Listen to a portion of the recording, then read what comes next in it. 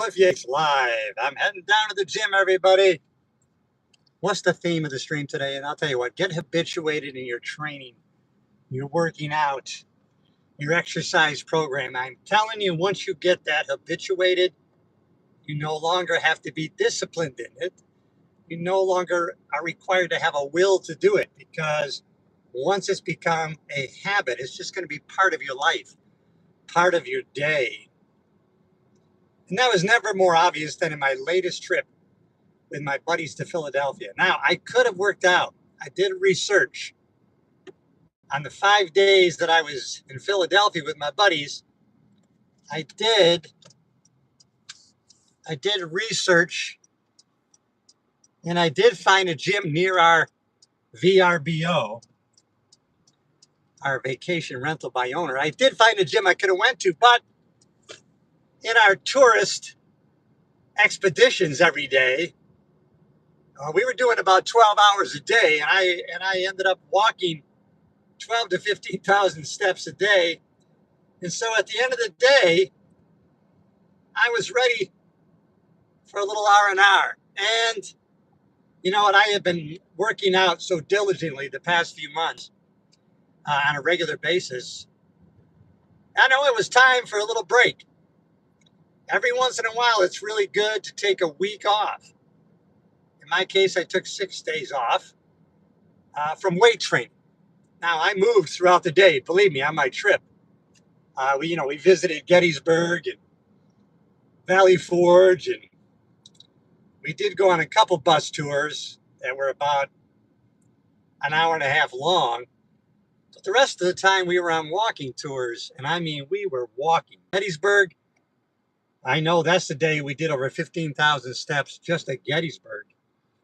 And wow, so that was moving throughout the day. That was a 12-hour day for sure. And I'll tell you what, though, once you habituate working out, exercising, and that becomes part of the fabric of your everyday life, at least several days a week. When you go 2 or 3 days without working out, you feel anxiety, actually. And it's hard to really understand people that don't work out. They don't exercise at all. They don't have that same feeling. But once you habituate working out on a regular basis, it will become part of the fabric of your life.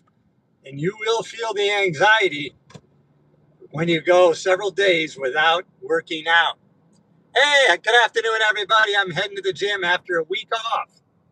Or 6 days. I was in Philadelphia with my good buddies, and we were at the First Congressional Congress place, and we were where the first White House was. And Philadelphia was actually a place that was originally the capital of the United States. And we visited some Revolutionary War battle sites. If you haven't already, subscribe to the channel. It's always good stuff, always positivity, self-improvement, personal growth, how we can get better today, every day in every way than we were yesterday. That's what it's all about. That's not always the most popular thing on social media. A lot of times the most clicks are from controversial, really stuff that gets people fired up. I'd rather fire you up in a positive way, in a way that we can strive to get better every day in every way than we were yesterday. And I start my weeks on Sunday, everybody. So I served at the church this morning, and I did my weekly round of sprints. Normally, I don't do weight training on Sundays, but today I feel the need. I feel the call. So now I've had a big lunch full of protein, and now I'm heading to Crunch Gym over here on Wickham Boulevard in Melbourne, Florida. Where are you guys at today? Ladies and gentlemen, where in the country are you at? We had a great weather in Philadelphia, although the mornings were really chilly. One morning it was 39. The rest of the times we started in the mid-40s. We had one day of 72, and the other days were 55 to 60, which were quite cold for me. But now I'm back here in Florida where we're talking 80 degrees today, and it's just been beautiful. Sunny, warm. You get used to it. You get used to the heat. And I like the heat, everybody. I do like the heat. But it was a good 5, 6 days in Philadelphia, everybody. And I'll tell you what, even though it was for my buddies, kind of a research historical trip to visit Revolutionary War battlegrounds, and also we visited Gettysburg, right? Civil War battleground, right? It is had to do with Declaration of Independence, right? Where the first Constitutional Congress met in Philadelphia. So you could say it was kind of a political, a historical political trip. But you know what it did? It inspired me. It motivated me. Or it inspired me to motivate myself, right? Motivation is bullshit from other people. We have to be self-motivating. No one's going to come along. No one's going to grab our hand and take us to the gym. No one's going to read the books for us. No one's going to take the action for us. No one's going to think the thoughts that we should be thinking. We are going to have to do that on our own. And so I can give you the gift of encouragement. I can try to inspire you. I was inspired when I looked at some of the photographs and Valley Forge to be right there where George Washington's colonial army spent that winter. The hardships that those soldiers went through and their families, thinking about how easy we have it today. And a lot of times we cry, bitch, and moan about our outside circumstances. And comparatively, we have it so easy. Maybe too easy. Sometimes we need to push ourselves. We have to create hardships on our own. Make it your choice to live a hard life. Do the hard things and your life will be easy. If you do the easy things all the time, your life will be hard. That's the paradox.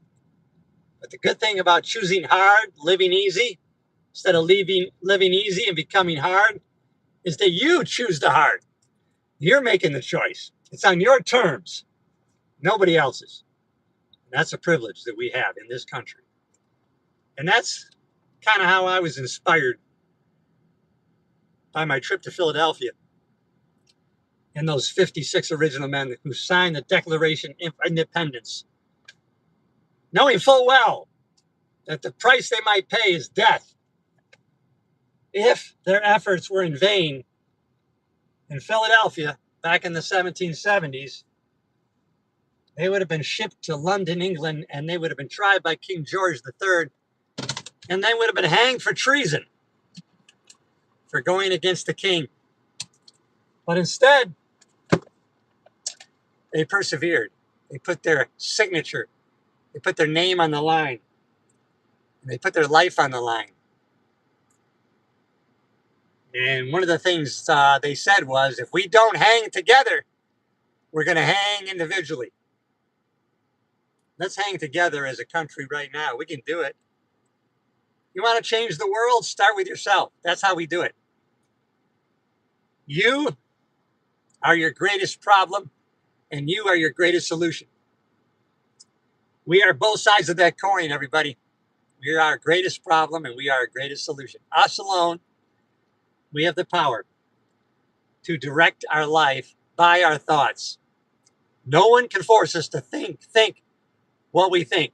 We can choose those thoughts, and therein lies the power in changing your life. It's all to do with thinking. Viktor Frankl wrote that great book of his, Man's Search for Meaning. Even though he was in a concentration camp, under torturous conditions, watching his family get killed, watching people commit suicide in those camps. But he made the decision, or the choice, or the observation to see they can torture me, take away my freedom, starve me to death, but they can't make me think other than what I want to think. I can choose my thoughts. I can choose the meaning that I give to what's happening. And he chose to believe that there was meaning to his life if he got through this. He says, if I get through this, I'm going to talk about that. Oh, I saw that. I can't wait to talk about that. I will give a lecture on that. I saw this group of people throw themselves into the wire and kill themselves. This group of people, they persevered. They gave meaning to what was happening. so they could persevere and survive. Why? Why did one choose one way, one choose the other way? And he found out that it was their meaning that they gave to what they were going through and to the thoughts they were thinking. And we have that choice today to choose our thoughts. That's what I want to encourage you. Start choosing your thoughts wisely. It's going to affect your actions. It's going to affect the vibration that you have. See, vibration comes before the law of attraction. Get yourself on a higher vibration. Gratitude, hope, excitement, vigor, those higher vibrations. And you're going to start putting in motion people and actions from the world that are going to manifest the things that you've been thinking about. We are what we think about all day long. James Allen wrote in his book, As a Man Thinketh. And Earl Nightingale talked about that. We are what we think about all day long. Let's choose wisely, everybody. Choose your thoughts, actions, and the results are going to be reflected. Your outside circumstances are going to be a direct reflection of your inside thoughts. Our life is an inside job, everybody. Let's do it. Inside out, upside down. That's the key. I got to get after it. I'm getting the gym. Learn to habituate your workouts. Habituate having an exercise program. And then you won't need motivation. You won't even need discipline. It's going to be part of the fabric of your life. You are going to get into the habit of always exercising, working out, progressive resistance. Your body's going to reflect that. Your mind is going to reflect that. You're going to live a long, healthy life. Hey, everybody, if you haven't already, subscribe to the channel. Glad you're here.